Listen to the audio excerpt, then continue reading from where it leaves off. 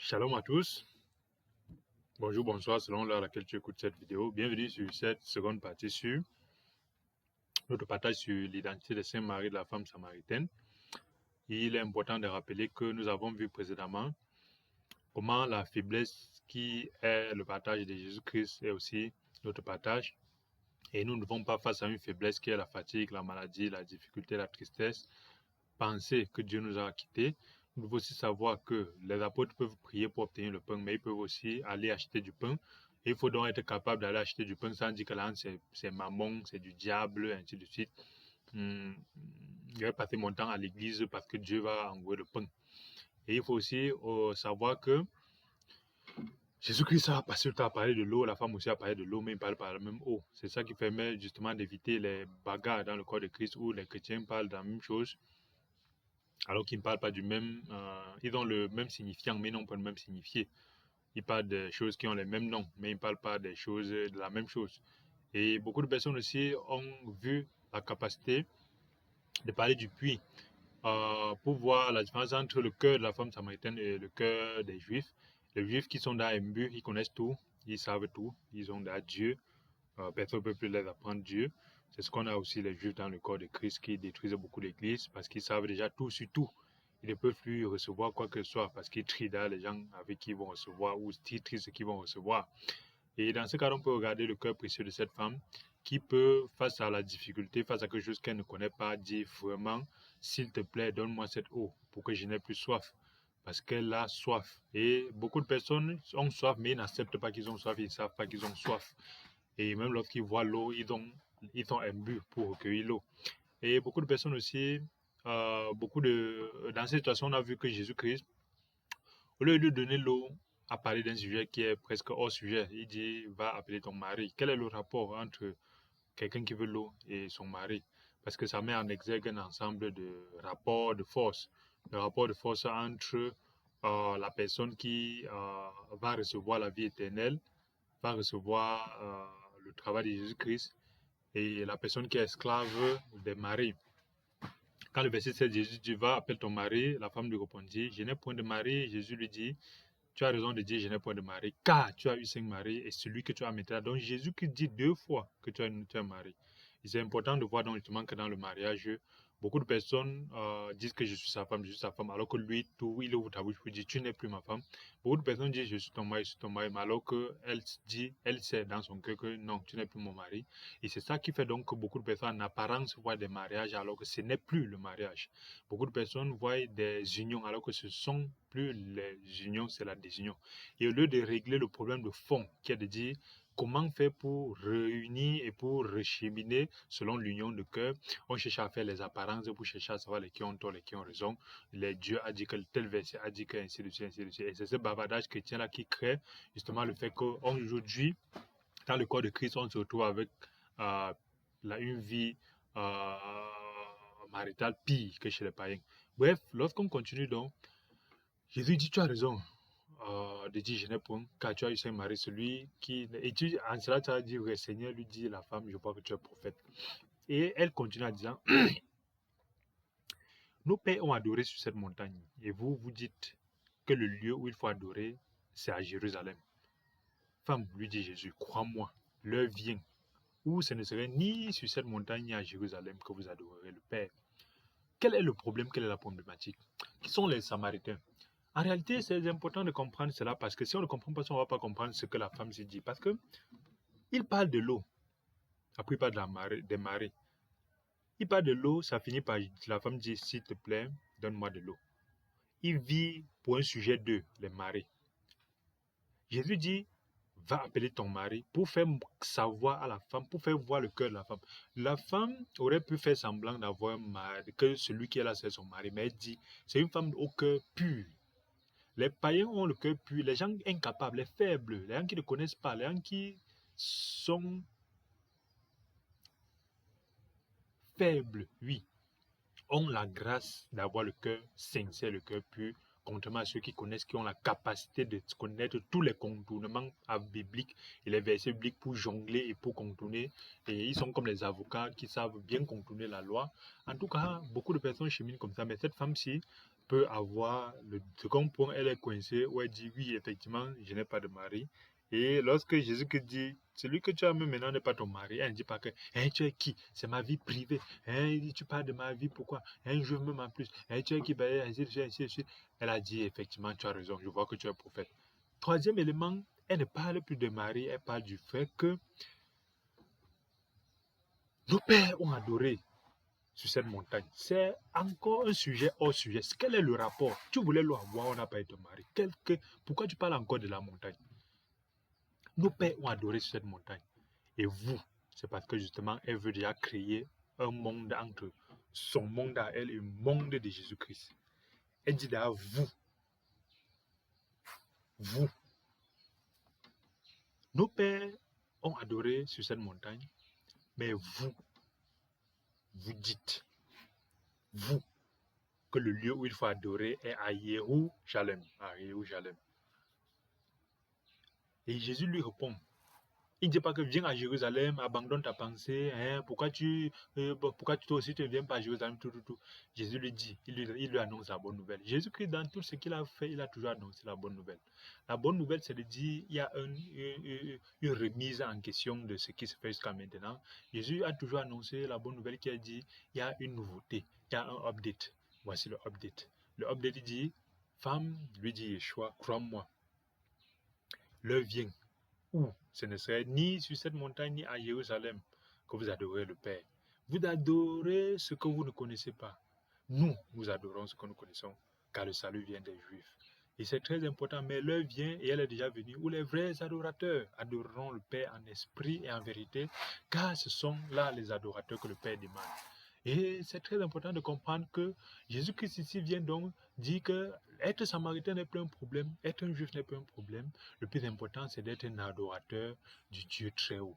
Et c'est très important, pourquoi? Parce que revenons sur ce que c'est que les Samaritains. Les Samaritains, ce sont les peuples originaires de la Samarie. La Samarie, c'est une localité au nord d'Israël, au nord de Jérusalem, au nord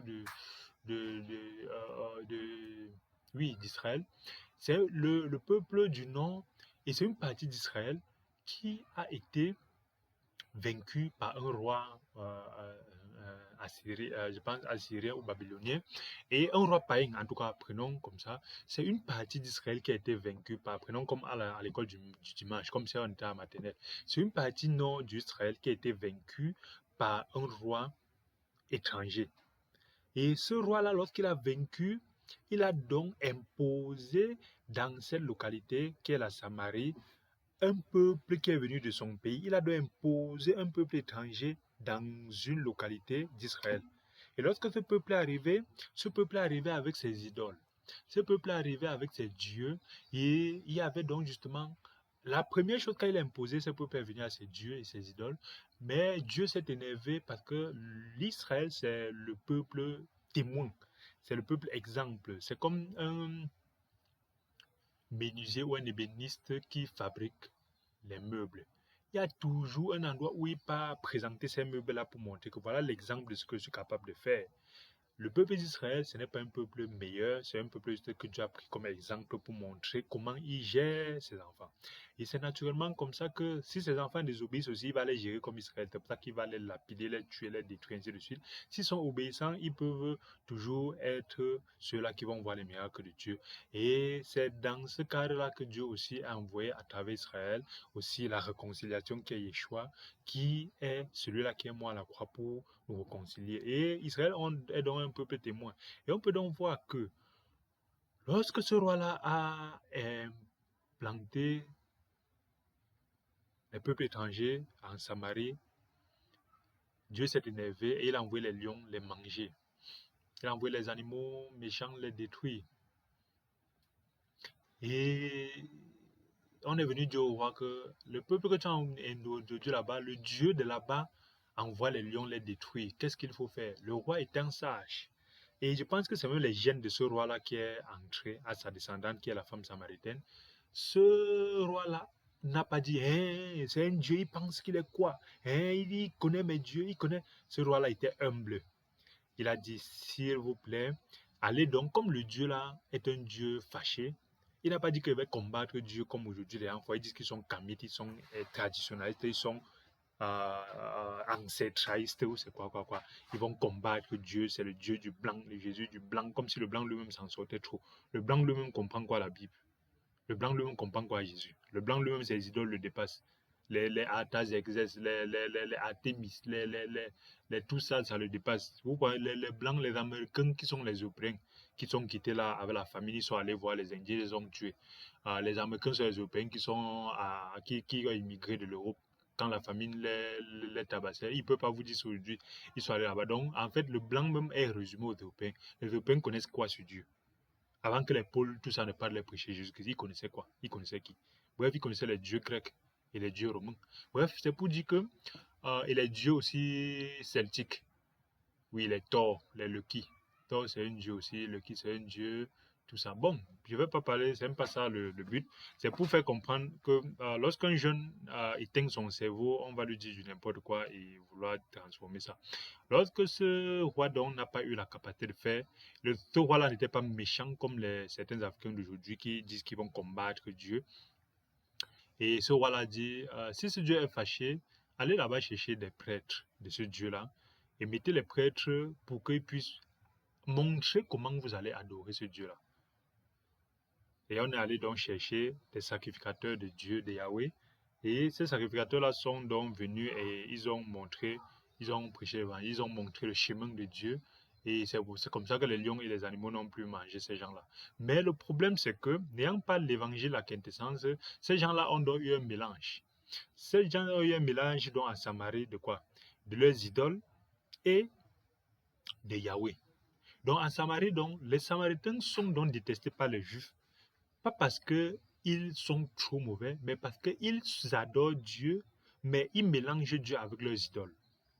Donc les Juifs voient les Samaritains comme une sorte de païens, idolâtres. Et c'est donc pourquoi, quand la femme dit, parmi nous, ceux qui n'adorent pas les idoles, qui veulent adorer Dieu, vous nous traitez mal. C'est pour ça que la femme peut se plaindre.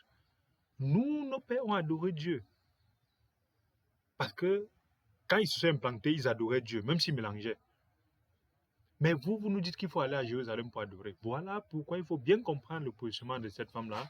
Parce que justement, les Juifs regardent les Samaritains comme les moitié adorent Dieu, moitié idolâtres. Et on va regarder quels étaient les 5 dieux de la Samarie. Et on va voir donc justement le rapport avec les 5 maris de la femme. Les 5 dieux de la Samarie sont dans 2 Rois 17. Le livre de 2 Rois 17, nous allons regarder. Le livre de 2 Rois 17 nous parle à partir du verset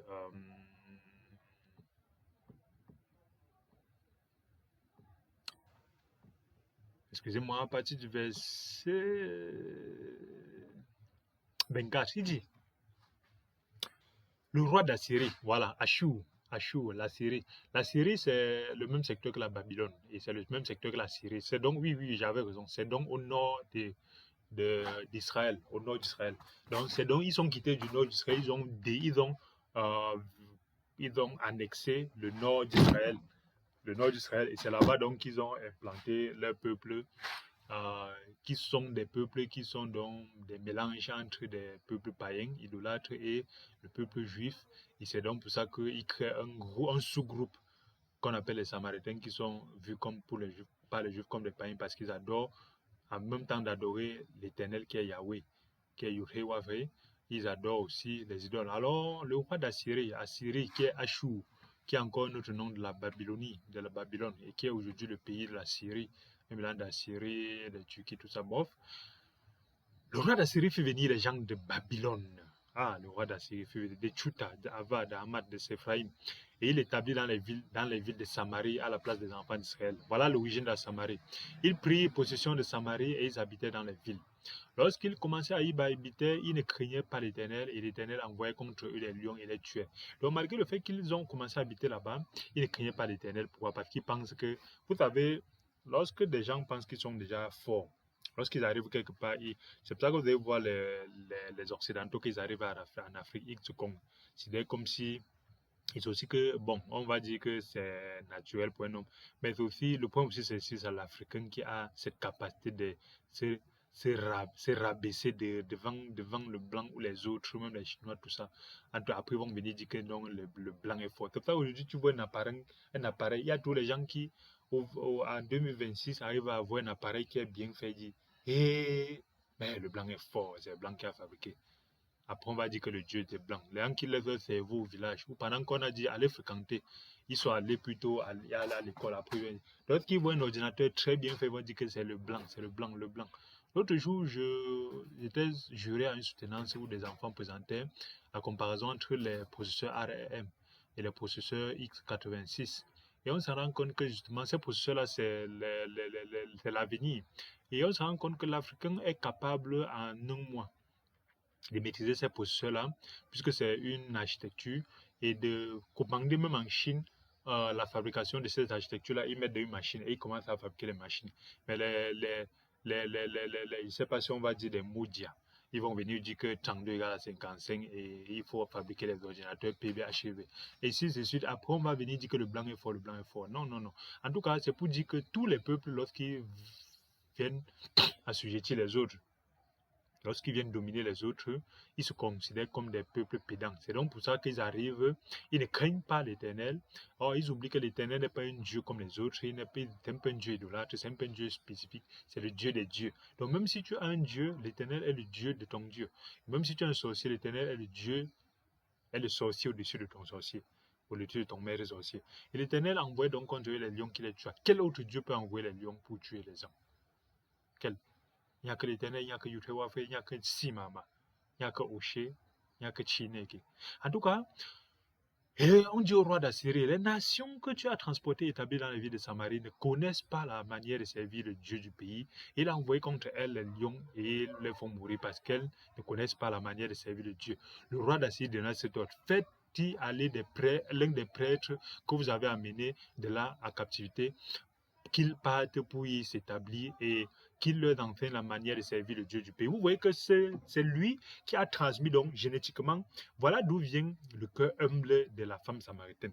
La femme samaritaine, elle est en train de puiser l'eau, on lui parle d'une nouvelle où elle dit que oui, je veux cette nouvelle eau là, malgré le fait que j'ai de l'eau à boire, mais je veux l'eau que tu dis. Elle n'a pas dit que hey, tu es qui pour me parler de l'eau, regarde-moi un affamé, il n'a même pas l'eau, et puis il vient me demander l'eau, et j'ai appris me parler qu'il va me donner l'eau. Deuxième chose, quand on parle du mari, elle ne dit pas que tu es qui, c'est ma vie privée, je suis capable, je me marie si je veux. Le mariage n'est pas une fin à l'université de soi. En fait, toutes ces histoires-là qu'on a aujourd'hui, des Jézabel dans l'église, elle n'a pas fait ça, elle a eu le cœur de ce roi-ci. Donc vous voyez que c'est génétique. Ce roi-ci n'a pas dit que le Dieu là est qui, je vais envoyer les gens le montrer, ainsi de suite. Il a dit chercher un prêtre pour de ce Dieu-là qui connaît le servir, il aille le servir pour éviter les problèmes. C'est cette humilité-là qui est importante, que même dans le corps d'église, on doit s'inspirer. Les gens du monde d'aujourd'hui dépassent les gens de l'église. C'est pour ça que la parole de Dieu dit que les gens de ce siècle sont plus sages que les gens de l'église. En tout cas, quand il a donné, verset 28, un des prêtres qui avait été amené à captif en Samarie vint s'établir à Bethel. Bethel, tout le monde se rappelle de Bethel. Et leur enseignant comment il devrait craindre l'Éternel. L'Éternel, c'est un Dieu de principe. Mais les nations, voici d'où vient le mélange entre ceux qui, en Samarie, il y avait une partie qui craignait l'Éternel, mais toujours ceux qui sont venus avec leurs sorciers. C'est pour ça qu'on a aujourd'hui des gens dans les endroits reculés. Quand tu pars dans les villages, dimanche, tout le monde est à l'église. Idindolo Marie Amasi, Azamba Beliming, Marie, oh, tout. Mais dès qu'ils sortent dimanche, lundi, ils sont chez les chaussiers, ils sont chez Ibon, ils sont chez Bibon Libou, ils sont chez le Bonbon, ils ont tout. Dès qu'un problème dépasse, ils partent voir le prêtre. Dès que le prêtre prie, ça ne marche pas, que lui aussi, il ne s'en sort pas, surtout qu'il est un religieux, et en fait, il n'a pas le Saint-Esprit, va prier ça magiquement, ainsi de suite. Après, maintenant, lorsqu'un truc a dû un peu, il commence à dire que Dieu n'a pas permis. Il part chez le marabout. Il commence chez le marabout. Donc, vous voyez pourquoi aujourd'hui aussi, on a moitié ceux qui sont à l'église, moitié sont chez les marabouts. Il y a moitié ceux qui sont à l'église et moitié chez les marabouts. Mais on peut donc voir ici que Verset 29, mais les nations firent chacune leur dieu dans les villes qu'elles habitaient et les placèrent dans les maisons et des hauts lieux bâtis par les Samaritains. Donc voilà d'où vient le fait que les Juifs détestent les Samaritains, parce qu'ils sont venus avec l'idolâtrie. Les gens de Babylone firent Sukkot-Benot. Écoutons bien les 5 dieux, qui sont les 5 maris de cette femme. Les gens de Babylone firent Sukkot-Benot. Les gens de Kutch firent Négal. Les gens de Hamath firent Ashima. Ceux d'Ava firent Nishbat et Tartak. Ceux de Nifre-Sephaïm brûlaient leurs enfants par le feu en l'honneur d'Adramalek et d'Anamalek, dieu de Sephaïm. Donc voilà les 5 dieux idolâtres que cette femme qui représentent les 5 maris de cette femme, les 5 dieux idolâtres que les Samaritains ont, les 5 dieux idolâtres sur lesquels les Samaritains marchent. Ça veut dire le cœur des Samaritains, en plus d'être à Dieu, ou de temps en temps à Dieu, leur cœur est à 5 dieux. Les 5 dieux correspondent aux 5 maris de la femme. Et on peut voir donc que, naturellement, ceux d'Avafi, Nishbar, ainsi de suite, ainsi de suite. Et verset 32, ils craignaient aussi l'Éternel et ils se criaient des prêtres des hauts lieux parmi tous les peuples. Ces prêtres offraient pour eux des sacrifices dans les maisons des hauts lieux. Ainsi, ils criaient l'Éternel. Ils servaient en même temps leur Dieu, d'après les coutumes des nations d'où on les avait transportés. C'est pourquoi donc, on peut voir que les Samaritains sont des personnes très détestées par les Juifs, parce qu'en même temps qu'ils craignaient Dieu, en même temps ils craignaient. Et quel est le rapport avec la femme samaritaine? C'est de savoir que lorsqu'on regarde spirituellement la vie de la femme samaritaine, on peut se rendre compte qu'elle a essayé de servir Dieu. On peut se rendre compte qu'elle a essayé de servir Dieu, elle a essayé de servir ses idoles, parce qu'elle ne nie pas être samaritaine. Ça veut dire qu'en tant que vraie samaritaine, elle sert ces 5 dieux-là, mais aussi elle a vu que ces 5 dieux-là ne marchaient pas. Sûrement, elle a commencé à servir le premier dieu samaritain. Elle s'est mariée spirituellement à ce premier dieu samaritain, ça n'a pas marché. Elle est passée au deuxième dieu, ça n'a pas marché. Elle est passée au troisième dieu, ça n'a pas marché. Elle est passée au quatrième dieu, ça n'a pas marché. Elle est passée au cinquième dieu, ça n'a pas marché. Et aujourd'hui même, elle est en apparence, puisqu'elle est au milieu des Samaritains, elle doit servir un Dieu, mais elle n'est plus avec aucun mari, aucun de ces dieux-là, parce qu'en fait, aucun de ces dieux-là n'a pu remplir son cœur. Mais elle avait la soif de connaître Dieu, mais ne pouvant pas connaître Dieu parce qu'il n'y a pas de juif qui peut la considérer pour pouvoir lui prêcher l'évangile clairement. Il n'y a pas de juif aussi qui connaissait exactement les desseins de l'Éternel. C'est pourquoi elle peut se retrouver donc avec en apparence Dieu, mais n'ayant pas de Dieu, ayant la déception dans le cœur. C'est donc pour ça qu'on peut voir beaucoup de chrétiens aujourd'hui qui sont des Samaritains. Ils disent, j'ai été chez les protestants, ça n'a rien donné. J'ai été chez les catholiques, ça n'a rien donné. J'ai été chez les témoins, ça n'a rien donné. Je suis allé chez les musulmans, ça n'a rien donné. Alors je rentre au village et je vais rester là. Même au village, c'est que ça ne donne rien, parce que même ça, c'est le maraboutisme. C'est pour ça qu'ils sont là, vagues, vides. Parce que justement, ils sont allés chez tous ces maris-là, ça n'a rien donné. Jusqu'à ce qu'ils peuvent rencontrer un partage, ils peuvent rencontrer un cœur, ils peuvent rencontrer une exhortation, ils peuvent rencontrer un partage comme celui-ci, où l'Éternel Jésus-Christ peut te dire que même ce que tu as maintenant de penser que c'est ta sagesse de je reste moi à la maison, ta sagesse que ton mari que tu as actuellement de j'ai trouvé mon couloir, je reste à la maison, ton mari que tu as maintenant c'est que vraiment tout ça ne donne rien, ça ne sert à rien, même ça ce n'est pas ton mari. Alors, Dieu veut nous donner la vie éternelle. Et lorsqu'il nous donne cette vie éternelle-là, il nous donne cette vie éternelle en nous connectant à une seule personne, à un seul mari, qui est Yeshua HaMashiach. Et cette femme-là, et lorsque Jésus-Christ veut nous connecter à Yeshua HaMashiach, ça fait grandir, ça fait jaillir du fond de notre cœur une certaine haine. Seigneur Jésus. Elle se plaint. Nos pères ont adoré sur cette montagne. Et vous dites que le lieu où on doit adorer, c'est à Jérusalem. Pourquoi tu penses que c'est en étant pentecôtiste qu'il va aller au ciel? Pourquoi tu penses que c'est en étant cela? Et ainsi de suite, ainsi de suite. Personne ne dit que c'est en étant pentecôtiste qu'il va aller au ciel. Personne ne dit que c'est en étant catholique qu'il va aller au ciel. Personne ne dit qu'il faut comprendre que Aujourd'hui, Dieu ne veut plus du catholique, Dieu ne veut plus du protestant, Dieu ne veut plus du pentecôtiste. Dieu veut que celui qui l'adore en esprit et en vérité. Si le pentecôtiste l'adore en esprit et en vérité, vous allez vous entendre. Si le catholique l'adore en esprit et en vérité, il va s'entendre dans le pentecôtiste. Si le branhamiste adore Dieu en esprit et en vérité, il va t'entendre avec le catholique. Et c'est comme ça que tout le monde doit sortir des faux mariages avec les faux maris idolâtres et les maris religieux qu'on a pour rentrer vers le mariage avec Yeshua Hamashiach pour l'adorer en esprit, parce que Dieu nous a appelés de nos faux mariages pour nous donner la vie éternelle. Mais il ne peut pas nous donner la vie éternelle si on est esclave de l'africanisme, si on est l'esclave de l'européanisme, si on est l'esclave de la Bible, la versologie, si on est esclave de l'églisianisme, si on est esclave du catholicisme, si on est esclave du pentecôtisme. Avec ça, Dieu ne pouvait donc pas. Lorsqu'on parlait de l'eau, il est venu parler de Marie, parce que Dieu veut d'abord nous rendre libres des faux mariages, des fausses religions, avant de nous donner l'eau, qui est l'eau de vie. Dieu veut nous donner l'eau de vie. Et pour nous donner cette eau de vie-là, il faut qu'il nous délivre, il nous fasse divorcer. Jésus doit nous faire divorcer des fausses conceptions.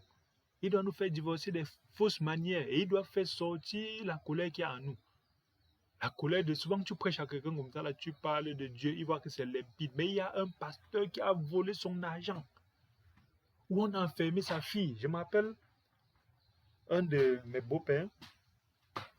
Je ne sais pas si on lui parle de Dieu aujourd'hui, mais je pouvais suivre l'amertume dans sa vie parce que plusieurs de ses filles, lorsqu'elles étaient jeunes, sont allées entrer dans des sectes religieuses. On les a détournées au point où d'autres ont abandonné l'école, d'autres ont accouché des enfants, ils ont abandonné, tout ça, tout ça. Et ce père avait l'amertume que c'est quel genre de Dieu qui fait ça, qui me fait ça. C'est pour ça que quand tu vas venir lui parler de Dieu, il va voir ce que, au nom de Dieu, on a fait à ses enfants, il ne va pas t'écouter. Et lorsque Dieu veut nous donner donc l'eau vive, il doit d'abord retirer ça. C'est pour ça que chez la femme, c'était pourquoi vous voulez que ce soit à Jérusalem que nous venions adorer, alors que nous aussi, nous avons connu Dieu. C'est très important. On n'annonce pas l'évangile, on ne prêche pas l'évangile à quelqu'un qui traîne des casseroles, Il faut d'abord gérer les casseroles. On n'annonce pas l'évangile à quelqu'un qui est esclave de certaines choses dans sa vie. Il faut retirer ça. C'est pour ça que les chrétiens qui pensent qu'il faut venir dire Dieu, Dieu, Dieu, Dieu, Dieu, la Bible, lire les versets partis, dire que non, j'ai prêché l'évangile, ils n'ont pas reçu. Qu'est-ce qui les a empêchés de recevoir? C'est parce qu'il y a un filtre qui fait que ce qui est en lui est plus fort que la parole de Dieu que tu es en train de donner.